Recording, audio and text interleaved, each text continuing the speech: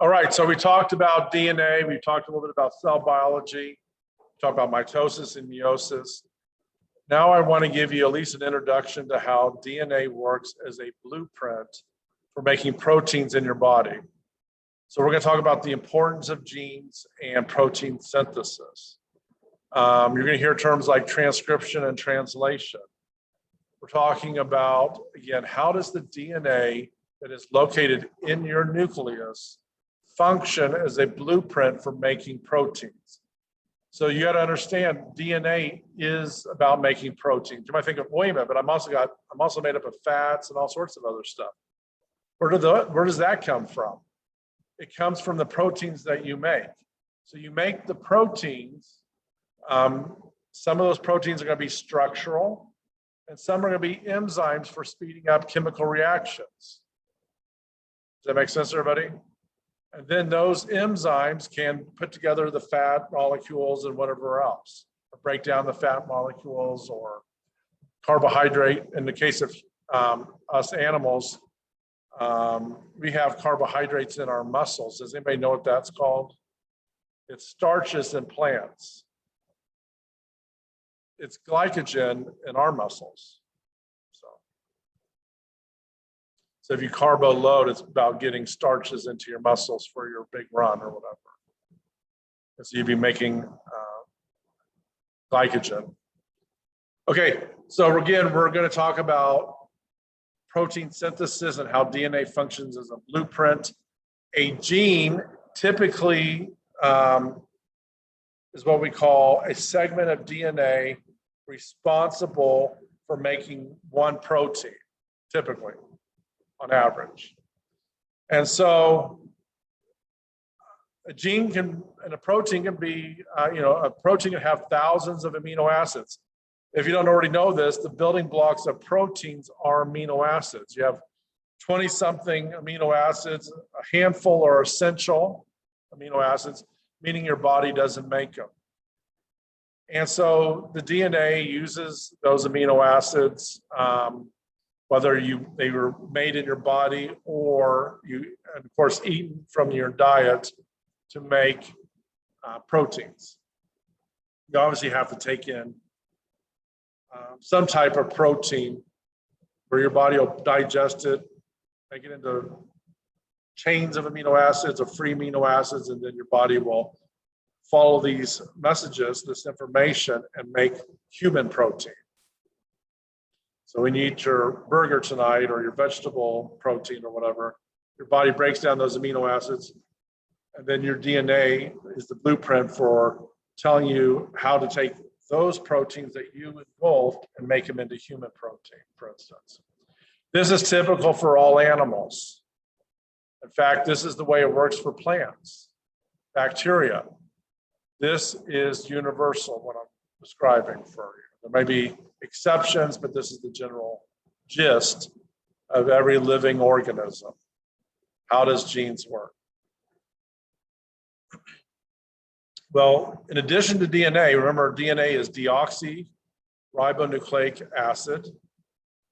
You also need ribonucleic acid. Remember the ribose sugar plus phosphates, all that kind of stuff. And then you have your purines and your pyrimidines. Remember all that jazz from last time? Well, RNA is the same thing, but it's typically single strand. Remember, DNA was a double strand. And you had what kind of nucleotides? Guanine, cytosine, thymine, and adenine. But this time we replace the thymine with uracil, and you have RNA plus those other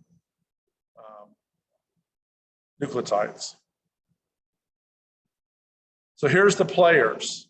These are the RNA that's important for using your deep DNA as a blueprint. So we're talking about RNA. They are the workers and the transfer, basically they take that DNA and follow the instructions of that DNA to make the protein in different ways. Some are known as transfer RNA. So there's 3 different types of RNA. Again, RNA is ribonucleic acid, and it's going to make all sorts of different shapes. One shape is called and function is the transfer RNAs. And their job is a lot like what the word transfer would mean. They move stuff around and transfer. So they're actually kind of like the trucks or the vehicles hauling amino acids through your cells to put together these proteins. So transfer RNAs take an amino acid and take it to the right location for the amino acids to be put together to make the protein. Because remember, the building block of proteins is amino acids. So transfer RNA is important for bringing the correct amino acid over. Remember, there's around 20 of them. You also have ribosomal RNA, rRNA. So transfer RNA is tRNA. Ribosomal RNA is rRNA. And the job of ribosomal RNA is to make ribosomes. And ribosomes are the location that these transfer RNAs will come to build this protein. So they're basically the work site. If you can imagine the transfer RNAs being trucks hauling the amino acids over, the work site is the ribosomal RNA. We call them ribosomes too, but they're kind of complex in the sense that they're made up of RNA and some proteins and so forth. Remember, they can be found on the endoplasmic reticulum and called rough endoplasmic reticulum, or they can be free floating in the cytoplasm as well. Then we have messenger RNA. Messenger RNA is essentially a photocopy of and again, that's an analogy, a photocopy of the DNA that is used to make these proteins. So you know how the DNA that's inside your nucleus is like volumes and volumes of books that you'd find in a library? Would you take the whole library to the work site to make one protein? That would be an amazing amount of work.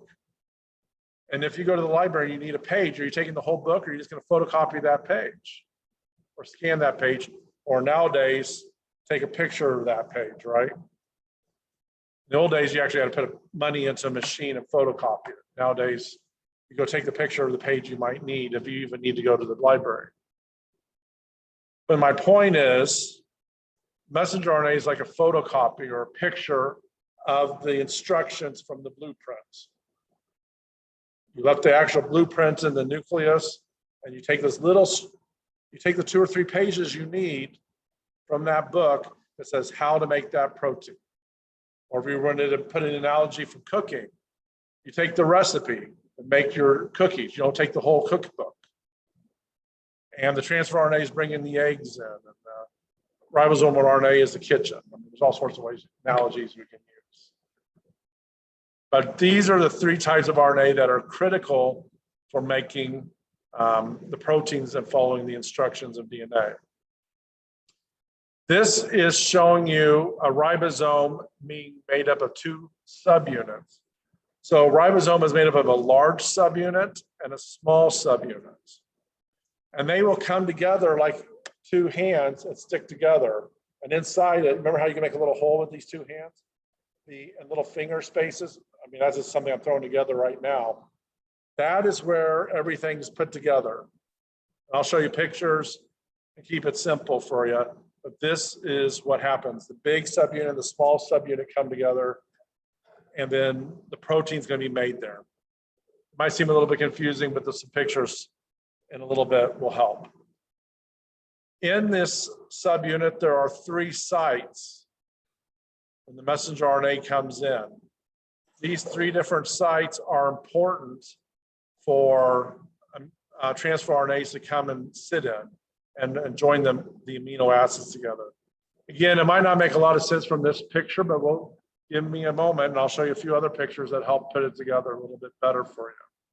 And we'll probably find a little short 2-minute video to add as well. These 3 different sites, A, P, and E, all have a name. Just keep it simple. Just remember it's A, P, and E. But the A site is amino-acyl transfer RNA binding site. The P site is the peptidyl transfer binding site, and E is the exit site for the transfer RNA. So essentially, a transfer RNA will come in, 3 of them ultimately, and join a big chain of amino acids together. Don't worry too much about this picture. Just come back and refer to it later when you're studying, because we're going to kind of get the whole gist out there. Then I encourage you to look over your notes, think about it, watch a couple more videos, and it'll be down pat. Maybe even read something on it. Here is kind of a picture. This big mess here is representing one of the halves of ribosomes. This would show you the RNAs and some proteins and so forth all coming together to make one of the subunits of ribosomes. Remember, there's two of them, a big half and a small half that'll come together. That's just to show you it's complex. It's not just this purple color, all this squiggly lines coming together, covalent bonds and all sorts of stuff. Now, here is some definitions you should be familiar with. Again, I'm hoping some of this you've heard about, at least in a high school class. Again, our intro to zoology is hopefully getting everybody ready for those upper division classes. But transcription is basically following the instructions. We're taking the DNA and we're going to photocopy or take a picture of the recipe or the instructions from the big book.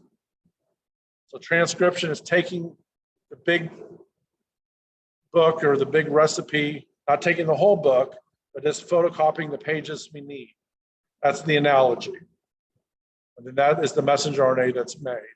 Because remember, the messenger RNA is the photocopy.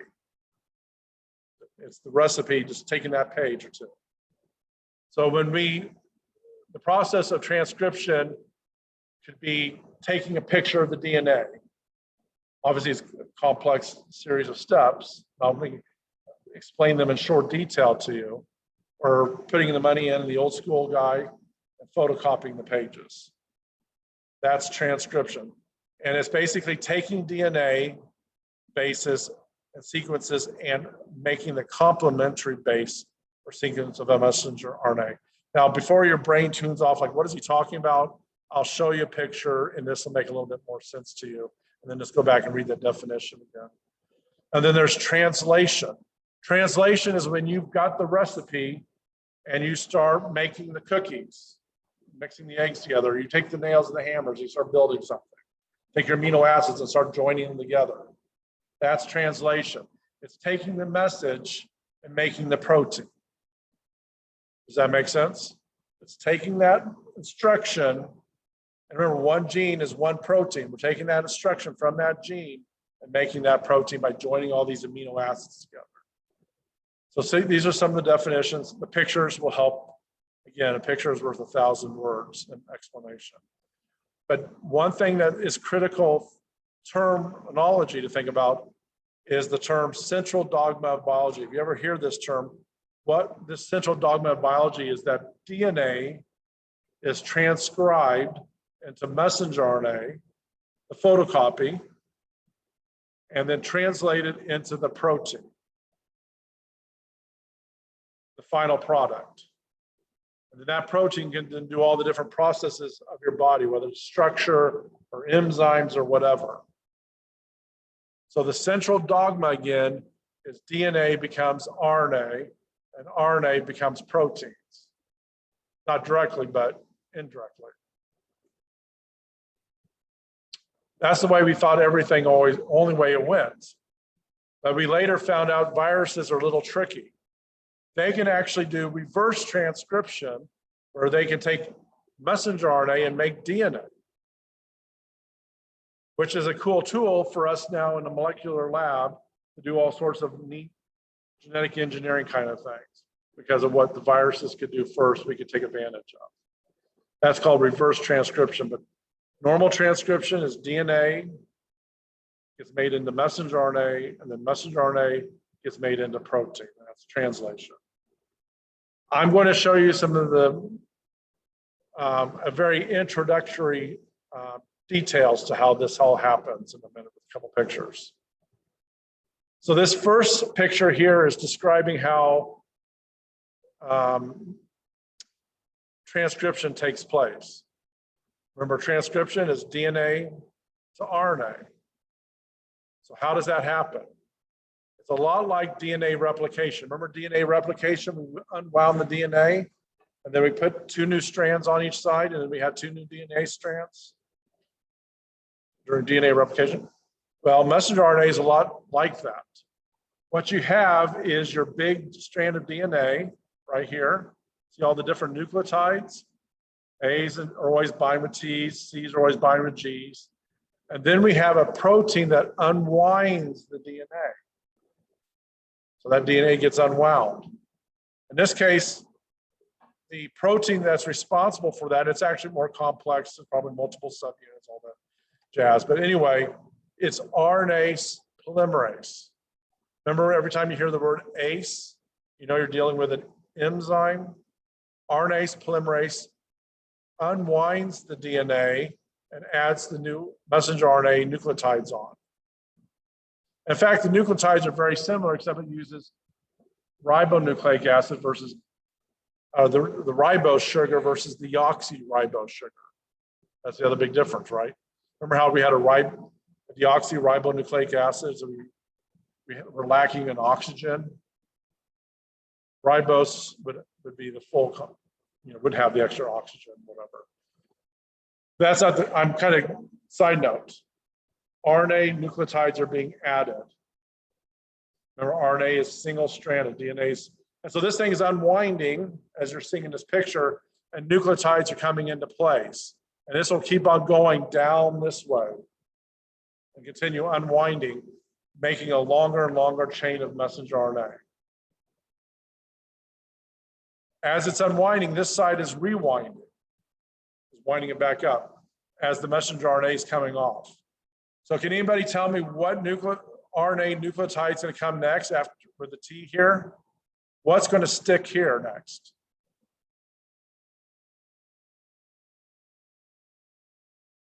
What always binds with T's? If you don't know, look at the other ones just downstream. So what's going to bind here? If we got a T binding with an A here, you know there's going to be, or supposed to be, an A there. But here's gets a little tricky. You have an A. So what's going to bind with the A? Well, if it was DNA, it'd be T, but if it's not DNA, so it's going to be U, uracil. Because remember, RNA doesn't have T's, it has U's. Remember that? Boy, these make really wonderful little multiple choice exam questions, wouldn't it? Okay, that's how messenger RNA is made, and it's done in the nucleus. Transcription takes place in the nucleus. This is transcription. Here we got unwinding occurring. You know these are all nucleotides, and here we got a new RNA transcript being made.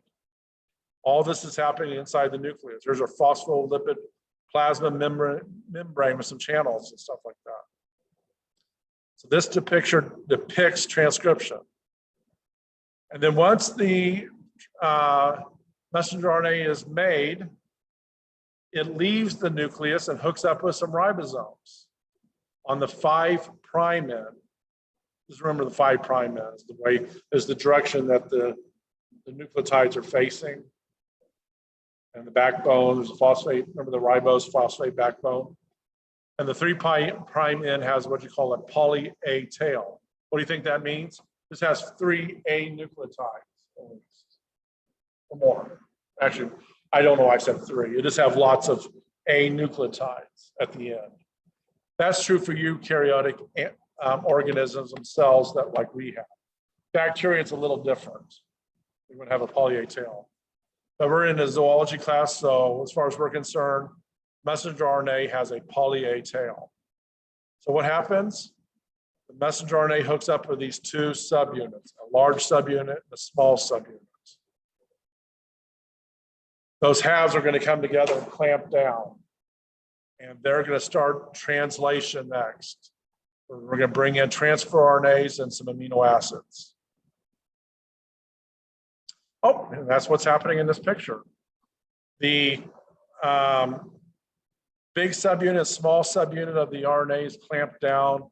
And now you can see the transfer RNAs are coming in. and they're bringing their amino acids. The circle ball represents the amino acid. This would be a squiggly line of RNAs and proteins. This is called a codon. It's represents by 3 nucleotides. So these would be anticodons. They just mean the opposite. So if this was an A, what would be in this anticodon? U, because it's still RNA. If this was a G, or let's go at AUG.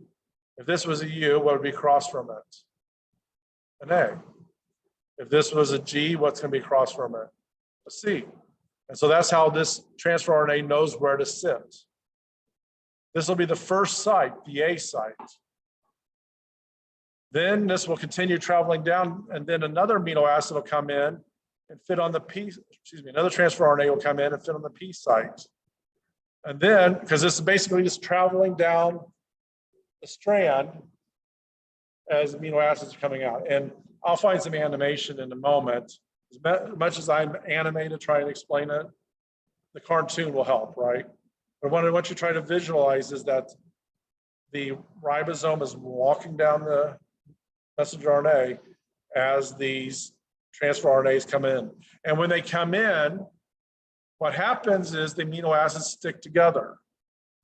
We call that a peptide bond.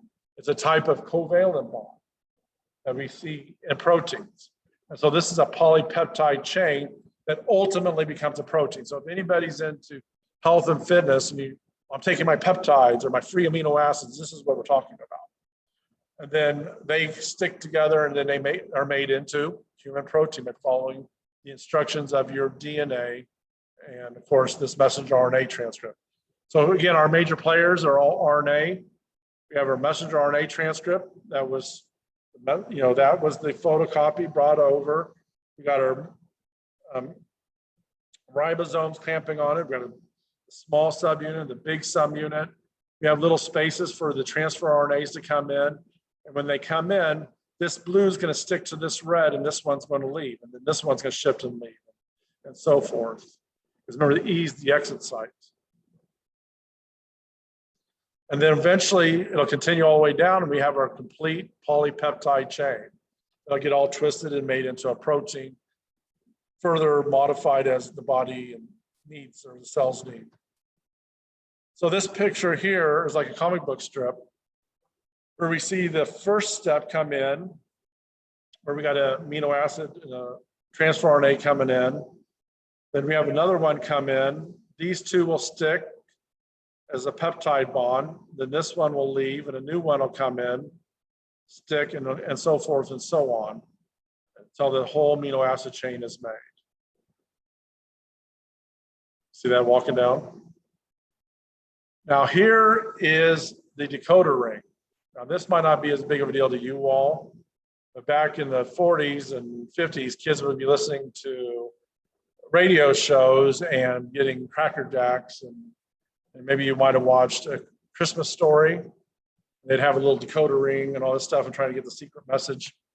Well, this is the decoder ring for how proteins are made. This is pretty much universal with all organisms. I always hate using that kind of extreme language because I know that there's always exceptions out there that I'm probably not correct about. But generally speaking, this is the decoder. If we were to put a chain of amino acids together, this is how the cell would put them together and know what amino acid to use. Does that make sense? So what we're looking at on the outside of this ring are the names of different amino acids. Here we got glycine and aspartic acid, alanine. Remember, there's around 20 of them. But there's a very special one called methionine, I believe. It is typically the amino acid that is representing by the start codon. A codon is again made up of how many nucleotides? What does my finger say? 3, right? So what you do is you start from the inside and work your way out. So let's say that we have 3 letters on our first 3 letters on our messenger RNA is A, U, G. Now let's look. We start at the beginning, A, and then I said U. Okay, so there's a U here. And then I said G. Oh, so that means that that codon represents methonium, the start codon. You see how it works? What if I had U, U, and U? 3 U's. There's a U.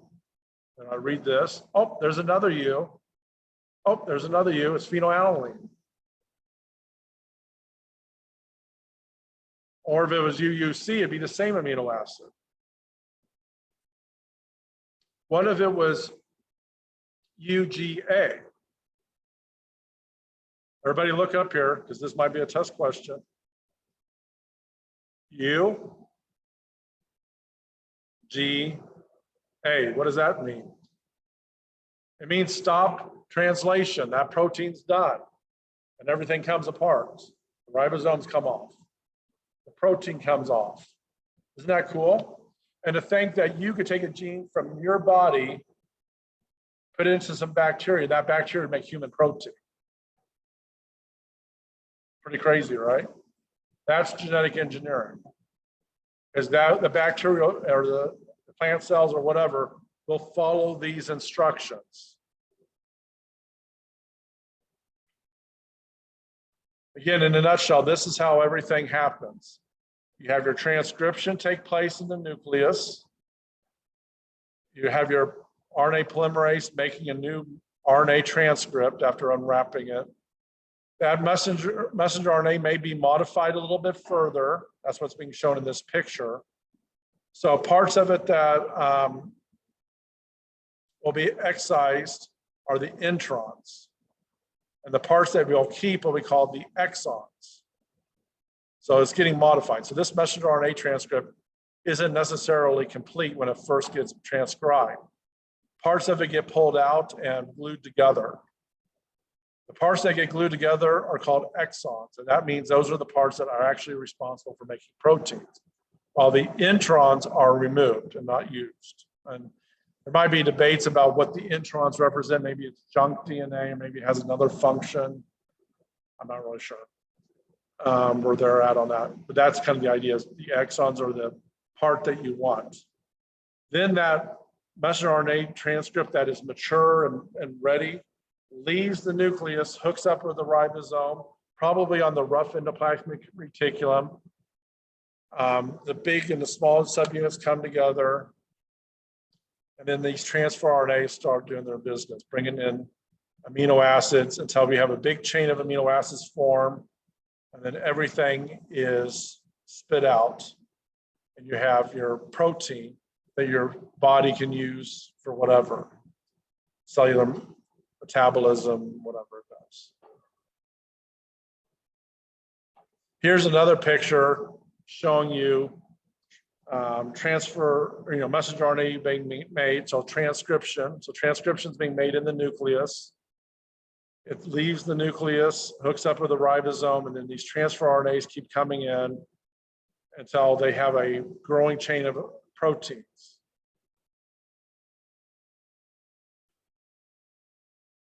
You can see it can be relatively complex. So here, if we follow the flow chart, we had our messenger RNA being made. The messenger RNA leaves. Transfer RNAs are getting the correct amino acids joined to it based on the codons and an enzyme called synthase. So you can see there's complexity upon complexity.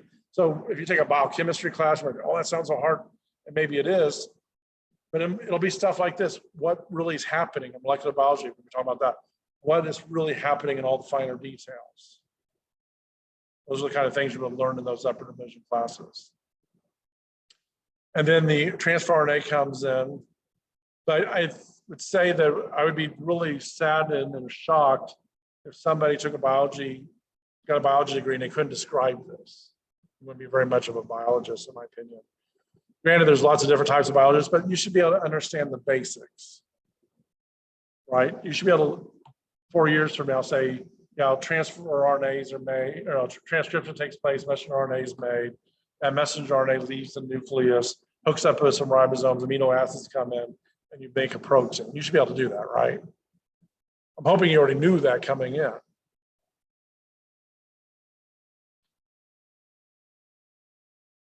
Let's see if a little bit of animation can help.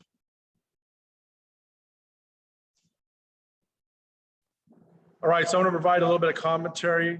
I'm hoping that some of these animations help you to understand what I'm trying to describe for the last bit. We need to supply them with a variety of nutrients we get from our diet. Our bodies cannot use the food as it is when it enters our digestive system. The process of chemical digestion uses different... So obviously I described this at the beginning. You're taking in your amino acids and proteins from food that you've eaten and digested, right? And you try to keep breaking these down and down and down. Instructions to make proteins are contained in our DNA. DNA contains genes. A gene is a continuous string of nucleotides containing a region that codes for an RNA molecule. This region begins with a promoter and ends in a terminator. Again, a lot of times, genes are represented usually by one protein that's going to be made. Doesn't mean more can't be made necessarily, but again, we're talking tens of thousands of nucleotides usually are needed. Thousands anyway of nucleotides are needed to make proteins. Some of the bigger proteins, I believe, are around 30,000 molecular weights and so forth. But genes also contain regulatory sequences that can be found near the promoter or at a more distant location. For some genes, the encoded RNA is used to synthesize a protein in a process called gene expression. For these genes, expression can be divided into two processes. So gene expression should also be thought of as translation and protein synthesis. Transcription. So here's our transcription on the left side. You can see this RNA polymerase is unwrapping the RNA, and then these messenger RNAs are coming in to make a segment of messenger RNA. That's transcription. And then translation is with the ribosomes. And translation. In eukaryotic cells, transcription occurs in the nucleus, where DNA is used as a template to make messenger RNA. Then, did that help to visualize it a little bit? In translation, which occurs in the cytoplasm of the cell. Then you see how the amino acids are coming together as the transfer RNAs come in to the ribosome right here. This is the big half, this is the small half.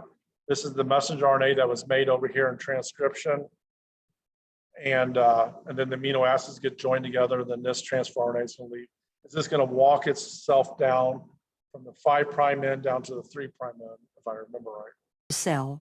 The information contained in the messenger RNA is used to make a polypeptide. During transcription, the DNA in the gene is used as a template to make a messenger RNA strand with the help of the enzyme RNA polymerase. This process occurs in 3 stages: initiation, elongation, and termination. During initiation, the promoter region of the gene functions as a recognition site for RNA polymerase to bind. This is where the majority of gene expression is controlled, by either permitting or blocking access to this site by the RNA polymerase. Binding causes the DNA double helix to unwind and open. Then during elongation, the RNA polymerase slides along the template DNA strand. As the complementary bases pair up, the RNA polymerase links nucleotides to the 3' end of the growing RNA molecule. And then as kind of described, eventually they reach a region where it's terminated and the messenger RNA comes off and the DNA is wound back up. So there's all sorts of factors that are responsible for this. But basically, ultimately, if you eat something, for instance, and you need more enzymes to break down that protein, your body's going to make more messenger RNA. And then your body's going to make more enzymes by transfer, making the proteins. Right? Does that make sense, everybody? Keeping it simple. Once the RNA polymerase reaches the terminator portion of the gene, the messenger RNA transcript is complete, and the RNA polymerase, the DNA strand, and the messenger RNA transcript dissociate from each other. The strand of messenger RNA that is made during transcription includes regions called exons that code for a protein, and non-coding sections called introns. So what's going to happen? We're going to cut out the introns, right? And join the exons together. In order for the messenger RNA to be used in translation, the non-coding introns need to be removed, and modifications such as a 5' cap and a 3 proteins and RNA called a spliceosome.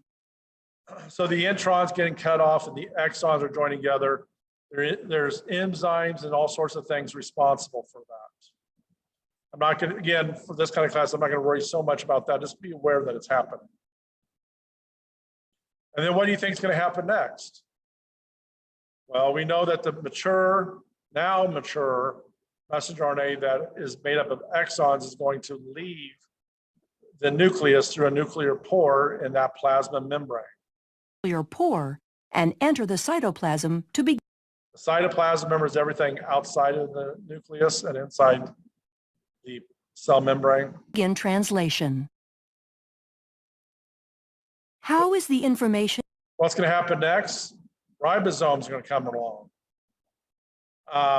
What they describe here is what I showed you earlier. This is, remember the decoder ring? This is the decoder ring. I like mine better. I think it's a little easier to read. But it's the same idea. So like UUU, because here's a U, and anyway, it's phenylalanine. Here's AUG, stuff like that. All right, so now AUG is here. So we know that's the start codon. And that's what brings in the ribosome. RNA strand binding to the small ribosomal subunit upstream of the start codon. Each amino. So here's AUG, really critical for bringing the small subunit and large subunit together. And this transfer RNA with a methionine or methionine, I think. Acid is brought to the ribosome by a specific transfer RNA molecule. The type of amino acid is determined by the anticodon sequence of the transfer RNA. Complementary base pairing occurs between the codon of the. See, here's the AUG on the codon. So the transfer RNA had the UAC and the respective amino acid, methionine. Anyway. The more important thing is the small subunit comes in, it's the start codon. This is what is used, I believe, for most organisms, if not all. But the large subunit is going to come in next. The messenger RNA and the anticodon of the transfer RNA. The large ribosomal subunit binds to form the translation complex, and initiation is complete. In the large ribosomal subunit, there are 3 distinct regions called the E, P, and A sites. During elongation, individual amino acids are brought to the messenger RNA strand by a transfer RNA molecule through complementary base pairing of the codons and anticodons. Each anticodon of. You remember that's hydrogen bonds? So it'll be a hydrogen bond. Remember, it's like Velcro compared to the other covalent bonds. At least that's how I'm describing it. So it comes in, binds, and then these amino acids are going to join together. And then this one's going to exit stage left in this picture. It's amino acid and the one attached to the transfer RNA molecule at the P site. The complex slides down one codon to the right, where the now uncharged transfer RNA molecule exits from the E site, and the A site is open to accept the next transfer RNA molecule. Elongation will continue until a stop codon is reached.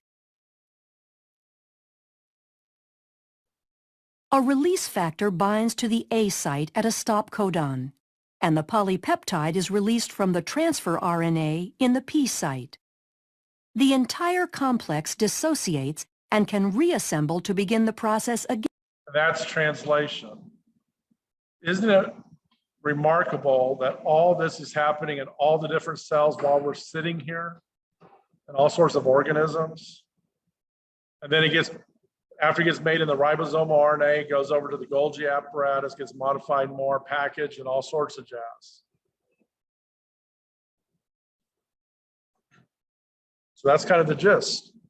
That's all, folks. You guys don't even know that. Bugs Bunny? Is that my generation? Don't say, damn, he's old. Darn. I said darn, right? Don't go run into the. Anyway, tomorrow again is Group A, right? All right, you all have a good one. Thanks for learning about this. Please take some time to get caught up in assignments if you haven't already. Thanks for listening.